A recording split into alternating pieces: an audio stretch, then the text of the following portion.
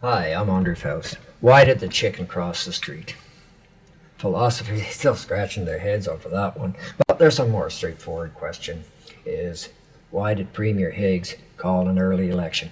And that question was asked several times during the debates. And Gerald Bork, leader of the KISS party, has asked that several times, as well as I believe Austin and David Kuhn asked the same question, and they both are all three articulated that this is not an election that people really want this time.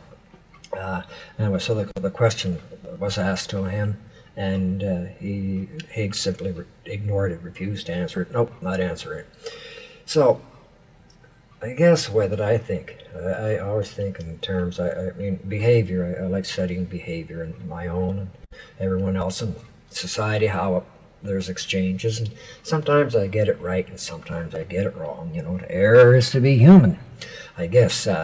Anyway, so the take that I have is that Higgs is not a stupid man, and he sat and he realized that he's got a problem that exists. One, there's two seats vacant in his party.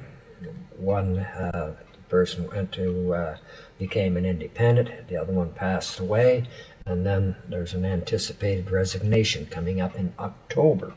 So yeah, he's got a problem here, and he knows that he could lose those seats, and so he's sitting, he's thinking this out, and I've put together a little table showing what the probabilities are if a by-election or by-elections were to be called.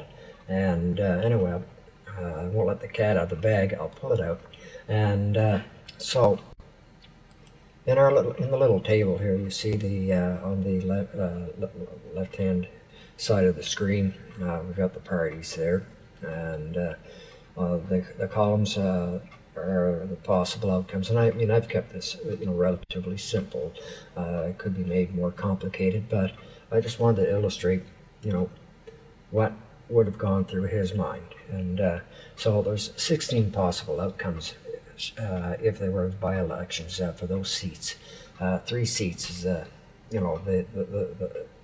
is the perfect number for him to get. Now you have to think of this from Higgs's point of view, not from the other parties, but from his point, because up till now, no one's in the game. No one even knows there's a game going on. But Higgs is the only one, so he's privately thinking things through. So he looks at all what the 16 outcomes are, and he realizes that for him to get 3 seats on the by-elections, the odds are 6.25%, or 1/16th of a chance to get all 3 seats. Then he looks at the next. Well, what's my chances for getting 2 out of the 3 seats? Well, it's he's got a chance of 2 out of 16, or 12.5%. So then you go down to 1 seat. So he says, what's my chances of getting 1 seat? Well, my odds are better, 5 out of 16, or 31.25% of a chance. And what's the odds are that I get no seats?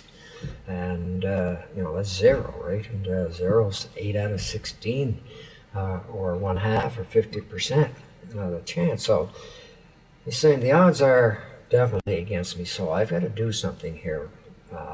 So I've got to call an election, but I have to do it in such a way that I'm not seen as the bad guy, that they're the ones who are looked as the bad guy. So he comes up with this strategy, and this is all it is, a game of strategy, right?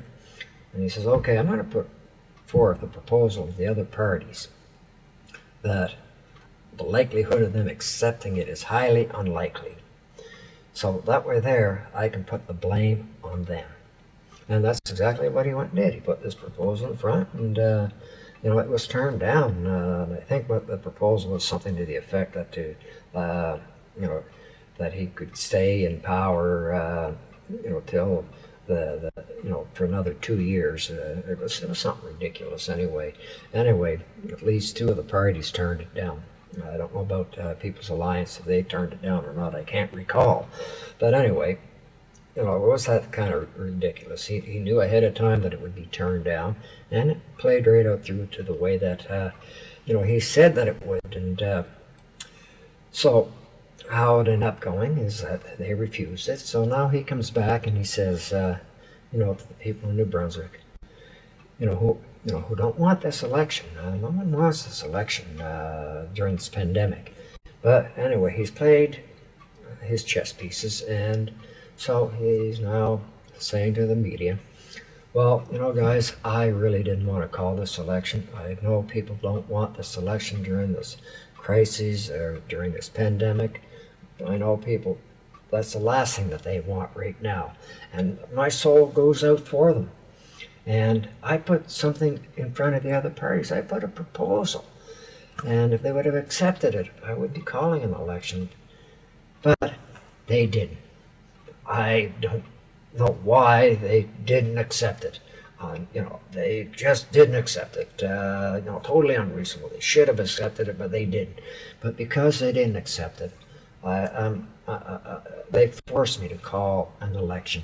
They forced me. It's their fault that we're having this election at this time that nobody wants. Nobody wants. Anyway, to conclude, all the pieces have been played. The game is in full swing, and we'll know tomorrow night at the end of the day if his game strategy worked or did it work against him. We'll only know till then. We'll see the polls, but polls are only snapshots of the moment that they're taken, the exact second that they're taken. Take the same polls 2 hours later and the results are going to be different. And the other thing is that popularity polls do not necessarily translate into seats, because we've seen parties having the popular vote but not having the seats.